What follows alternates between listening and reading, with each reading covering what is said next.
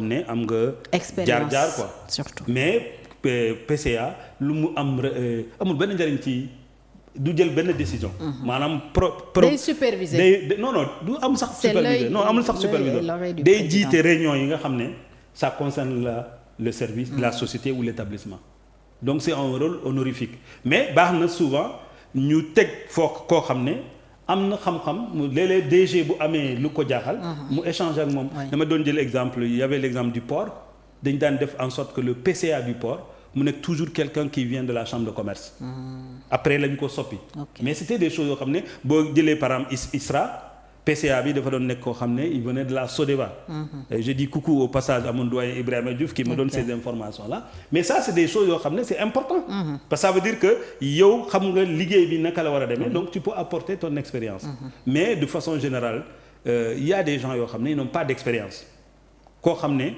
nga jël benn domaine maanaam dama jël exemple rek koo xam ne dafa da nga ko dugal ci affaire informatique te comptabilité mooy liggéeyam am na il y a des exemples comme ça wala koo xam ne c'est un greffier et stagiaire nga jël ko mu diriger benn société minière koo xam ne tu le fais remplacer par quelqu'un qui a peut-être 20 ans d'expérience mu nekk ingénieur du domaine donc loolu c'est des erreurs mais peut-être que de casting voilà mais peut-être que le président de la République gis na ne mais kooku nga xam ne ñëpp ñun en tant que parce que ñun dañu nekk à la touche dañuy gis ne kooku il n'a pas le niveau peut-être que le président voit que voilà mu ngi gis ne affaire bi mu ngi dox baax oui parce qu'il n'est pas seul aussi voilà am na ay conseillers am na cabinet am na des techniciens qui sont na gars yi nañu noppalu bés bi président de la République am sentir ne dafa war a def remaniement parce que les ministres ne travaillent pas pour les Sénégalais en tant ils ne rendent pas compte aux Sénégalais ils rendent compte au président de la République y compris le Premier ministre bu ñu demee ba gis ne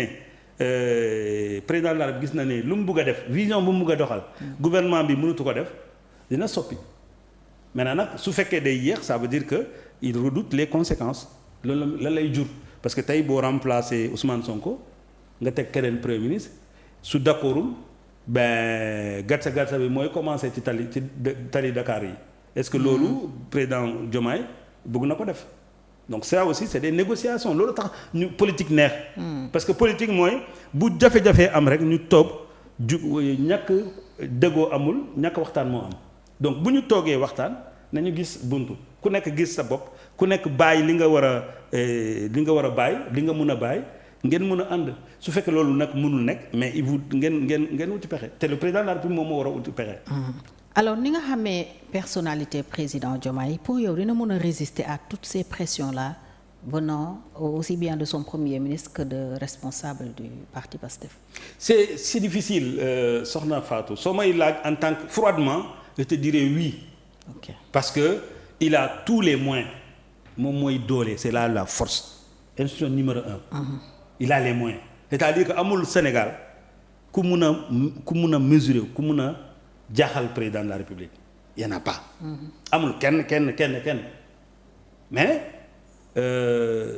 am na fu ñu jógee ñoom tam Pastef la quand même yàgg nañu ensemble pas seulement parce que boo gisee président Diomaye ak premier ministre bi.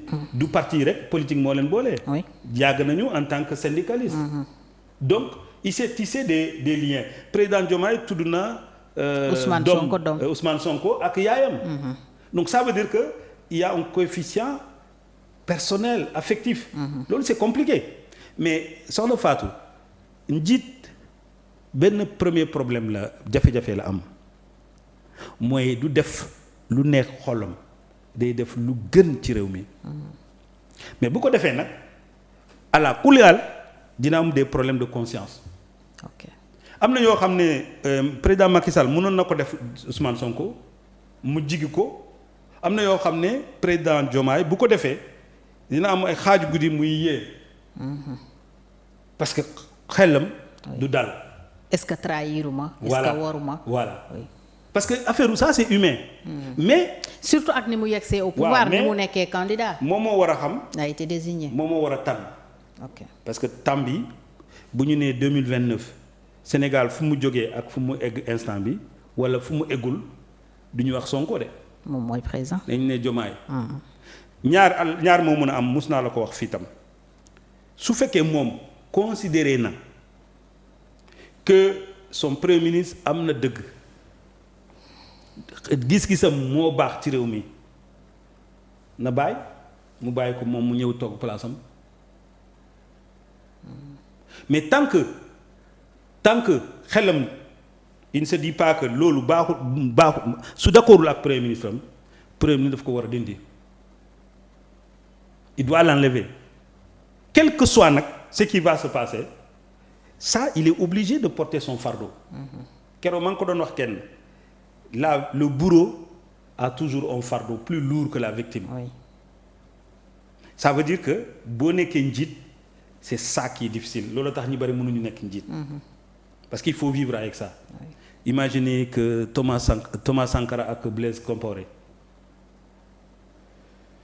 fan la ñu mujjee pourtant Blaise Compaoré nekk na président Burkina Faso 30 ans durant mais ba léegi je suis convaincu que bu tëddee xaaj guddi mu jóg ñaanuñu nag ñun on est des pays civilisés calme il y a pas de violence. Oui. Mais il y a des décisions importantes le temps passe le président de la République c'est lui le responsable s'il sent que c'est trop lourd et que conséquences yu mu war a jur ci boppam mënu ko supporter na créer condition pour que Ousmane Sonko nekk président de la République loolu mën na ko def c'est il faut à la fois mën na ko dax mais mën na tam jël sa propre décision ne Sénégalais yéen ma confier pouvoir bi je préfère que mu nekk Ousmane Sonko su booba ils ont plusieurs possibilités mën nañu provoquer élection. Et Sénégalais sax bi ñu koy voter aussi Ousmane Sonko lañ gëmoon. C'est ça la réalité parce que moom moo porté woon Pastef. Voilà moom bu démissionné tey. El Malick mooy nekk président intérimaire pour 3-6 mois.